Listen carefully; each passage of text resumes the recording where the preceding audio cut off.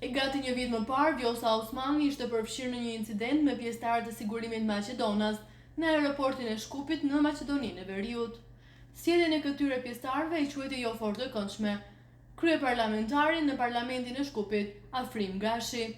Kjo ishte vetëm njëra nga pyetjet me të cilat studentët Gjilanas e sfiduan Gashin gjatë një diskutimi të hapur në Universitetin Kadri Seka. Eskorta me tabela të shkurtër ndaloi në Gjilan. Kjo meqense Universiteti Publik Kadri Seka po e pret një mysafir të rëndësishëm. Për këtë dhe siguria është rritur. Para studentëve është shfaqur kuvendari nga Maqedonia e Veriut. E nuk vënoi shumë Afrim Gashi, mori rrugën drejt sallës ku po pritej nga shumë studentë Gjilanas. Këta të fundit ishin kurioztar për problemet e shqiptarëve në Maqedoninë e Veriut, por pyetjet e studentëve nuk u ndalën me kaq. Këta u interesuan edhe për një incident në aeroportin e Shkupit, ku gati një vit më përpara u përfshi dhe presidentja e Kosovës, Vjosa Osmani. E nuk i shpëtoi dot as pyetjes për asociacionin e komunave me shumicë serbe në Kosovë. Gashi po ashtu ka folur edhe për arrestimin e ish pjesëtarëve të UÇK-s në Maqedoninë e Veriut.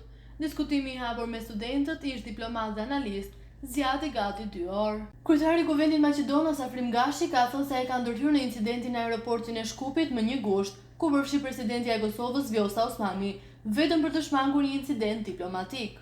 Me një gusht, presidenca e Kosovës akuzoi autoritetet e Maqedonisë së Veriut për shkelje të praktikave ndërkombëtare dhe konventës së Vjenës për marrëdhënie diplomatike, duke thënë se presidentja Osmani është tentuar të merrë telefoni personal nga një pjesëtar i sigurimit të aeroportit të Shkupit.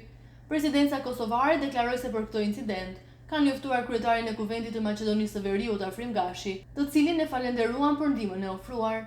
Angazhimi im ka qenë do të jetë që ta qetësojmë, ta bashkojmë dhe të mos përçajmë të bëjmë incidente, ka thënë Gashi.